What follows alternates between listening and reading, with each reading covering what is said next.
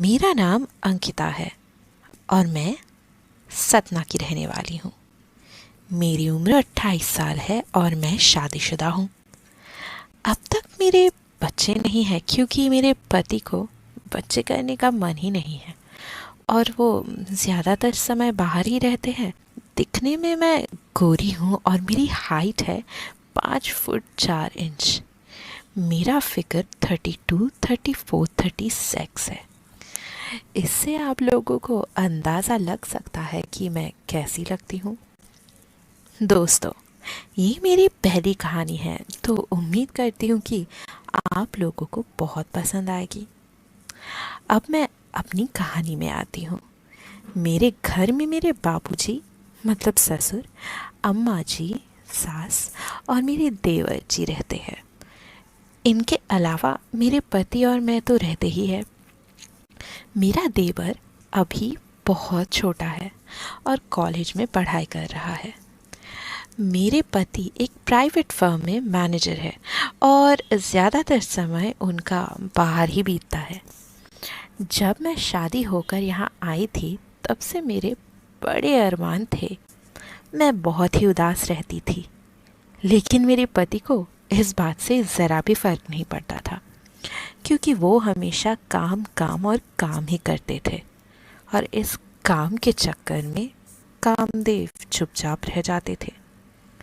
मुझे तो कभी कभी लगता है कि इन्होंने शादी मुझसे बस घर की नौकरानी बना के रखने के लिए किया है और जब मन किया तब बस बिस्तर में थोड़ा सा गर्माहट ले आए, वरना नहीं। एक दिन की बात है, दोपहर का समय था और बाबूजी और अम्मा कहीं किसी कथा में गए हुए थे। उन लोगों को कीर्तन कथा इन सब चीज़ों का बड़ा शौक था। घर में बस मैं और मेरे देवर मन्नू ही थे।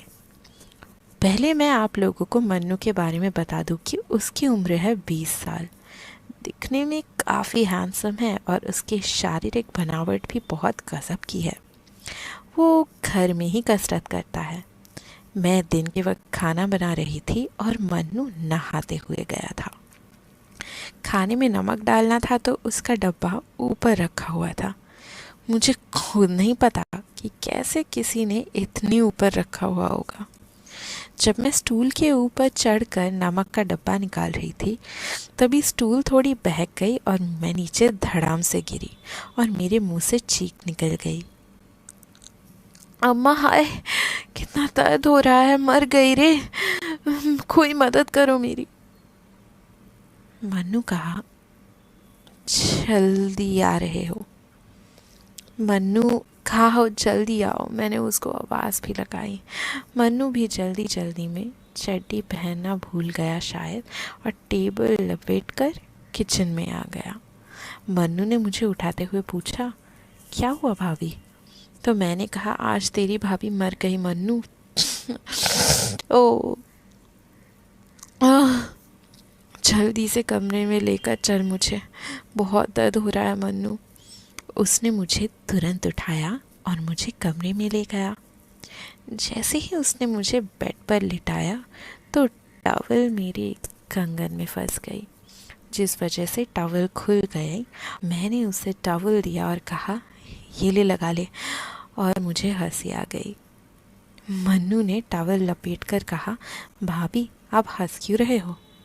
मैंने कहा, कुछ नहीं।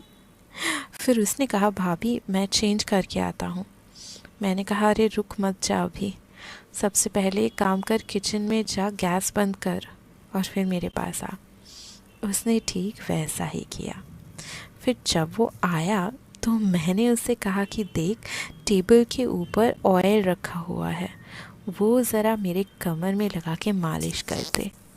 उसने कहा, ठीक है भाभी, कर देता हूँ, लेकिन इसके लिए आपको कपड़े उतारने पड़ेंगे। मैंने कहा, रुक। उस समय मैंने गाउन पहना हुआ था तो मैंने उससे कहा कि अरे देख क्या रहा है, करना मालिश। वो शर्म से लाल हो रहा था। मैंने अपनी नाइटी उतार दी और ब्रा पैंटी में उल्टे होकर लेट गई। वो और भी लाल हो गया तो मैंने उससे कहा, मालिश कर, अभी दर्द हरा है तो कर दे मालिश, दर्द गया तो पता नहीं आगे क्या हो सकता है। उसने मेरी कमर में तेल लगाकर मालिश करना चालू किया तो मेरे शरीर में एक अद्भुत सी सिहरन हुई। मुझे उसका ऐसा करना बहुत अच्छा लग रहा था और वो भी शायद मुझे देखकर बेहद गर्म हो रहा था। इसीलिए उसने अपनी टॉवल निकाल दी।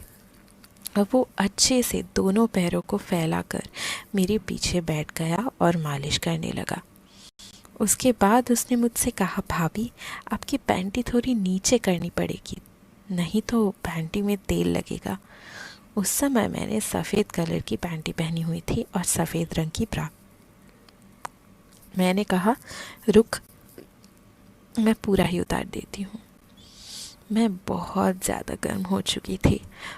फिर मैं पट होकर लेट गई और वो मेरे होठ में अपने होठ रखकर किस करने लगा और मैं भी उसका पूरा साथ दे रही थी किसिंग में। मदहोश होते होते मैं इतना खो गई कि मुझे पता ही नहीं चला कि वक्त कितना बीत चुका है और मुझे बड़ा मज़ा आया दोस्तों। तो आपको ये कहानी कैसी लगी ये बताइए ना मुझे आपके फीडबैक का इंतज़ार रहेगा। फीडबैक देने के लिए आप कमेंट्स छोड़ सकते हैं मेरे लिए। मुझे बताइए कि मेरी ये कहानी आपको कैसी लगी, क्योंकि ये कहानियाँ मुझको इंस्पायर करती है आपके साथ और भी ज़्यादा करीबी बनाए रखने का।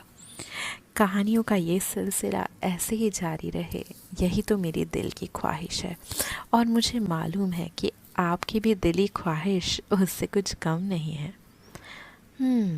तो ऐसे ही मेरी कहानियाँ सुनते रहिए और जितने दिनों तक मैं आपके लिए और भी नई कहानियाँ लेके वापस ना आ जाऊँ, तब तक के लिए दोस्तों दुआओं में याद रखना।